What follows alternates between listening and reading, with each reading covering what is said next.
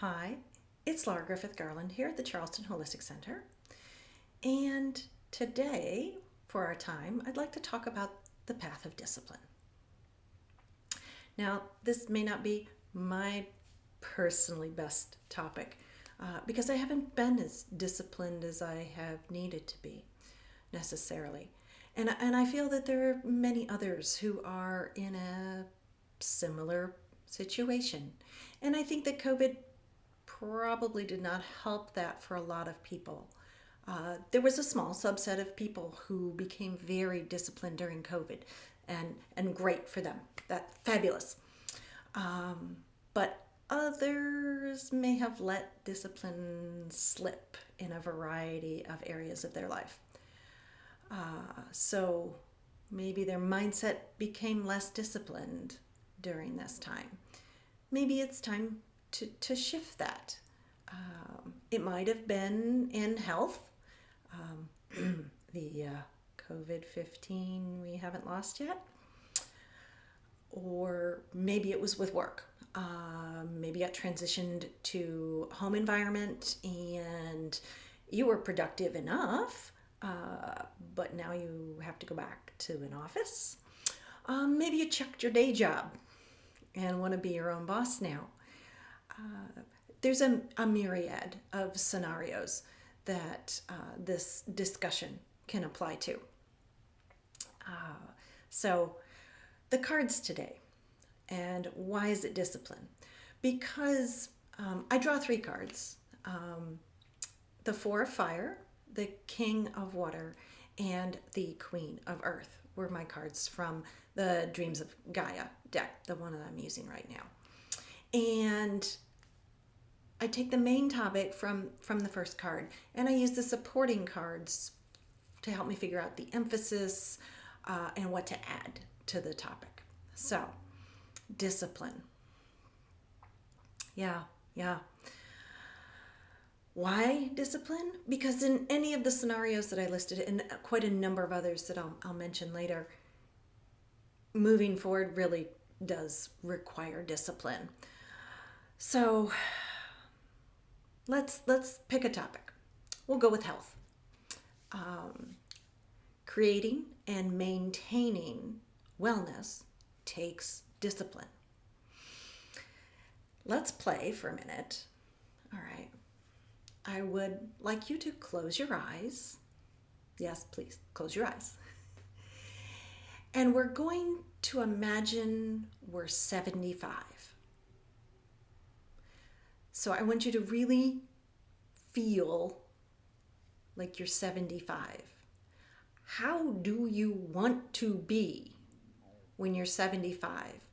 How do you want your brain to be thinking? How do you want to wake up in the morning? How do you want to feel when you do that? How do you want to move? Do you want to play with your grandkids or grandnephews, nieces? Do you want to be the cool guy or gal on the block that people ask, how old are you? Is that who you want to be? Really feel yourself there. Imagine that. Now, what I want you to do is ask yourself the following question. Is what you are doing to and with your body right now going to create that outcome when you're 75? And here's another one. Is what you're doing right now to and with your body even going to let you be 75? Ooh, yeah. If your answer to either of those questions, but especially the second one, is no, then let's shift some stuff right now to create that better outcome. Let's do that. And that's going to require discipline because it's daily actions that add up to who you're going to be when you're 75. daily actions right now that add up to that.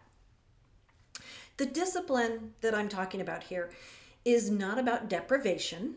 It's not about rigidity. Those two things, especially when you put them together, yeah, they create a scenario where you will not follow through with the plan. They're not sustainable. So that's not the type of discipline we're talking about. We're not talking about drill sergeant discipline. We're talking about a gentle, daily discipline that adds up to big outcomes, big results, big shifts, but over time. And it also is about finding the balance for you.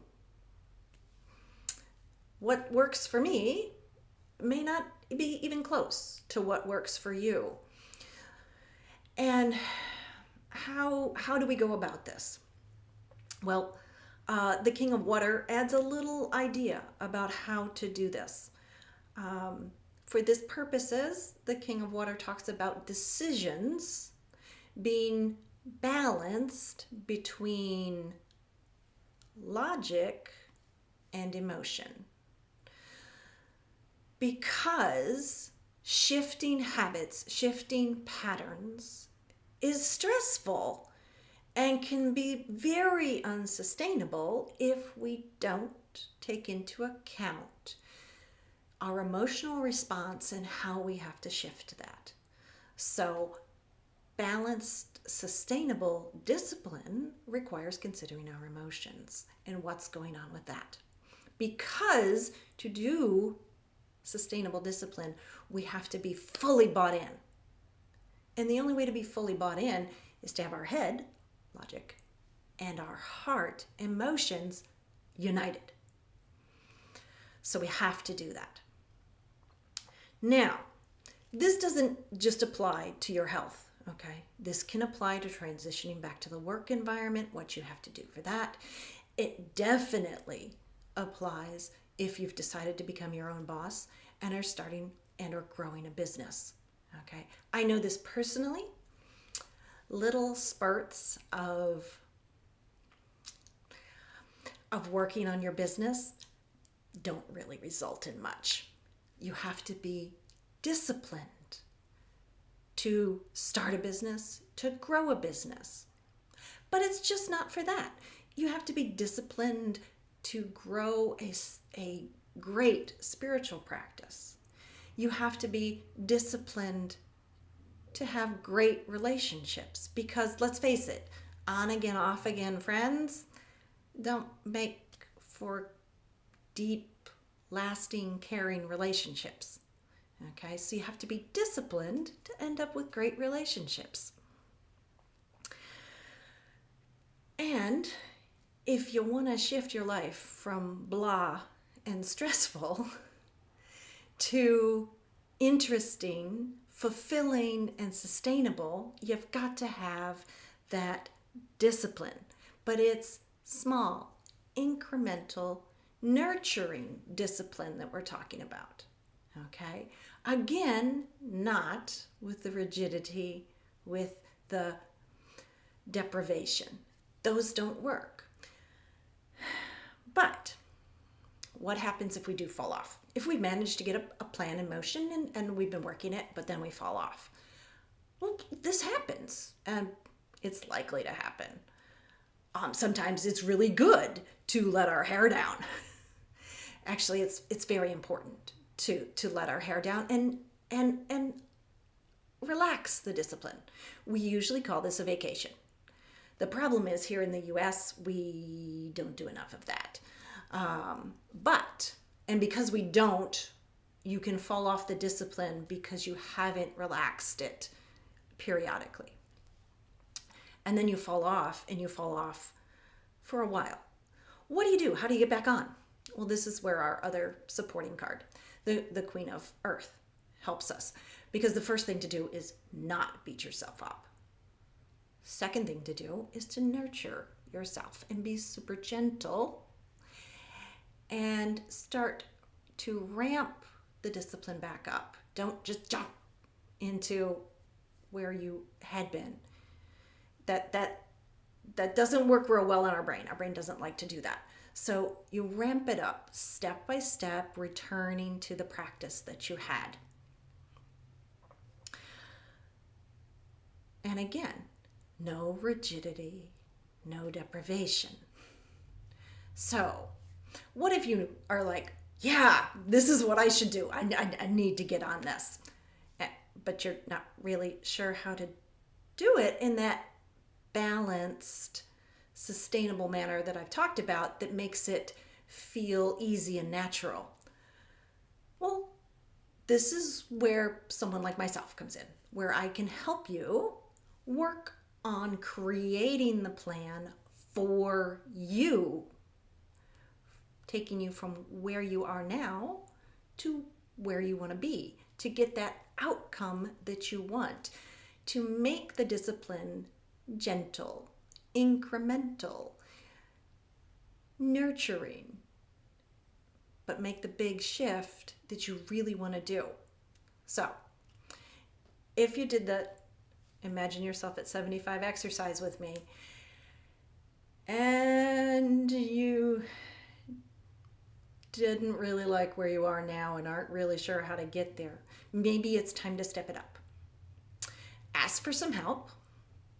If not with me, then please find someone to work with and get yourself onto a path of discipline to create the extraordinary life that you want to have.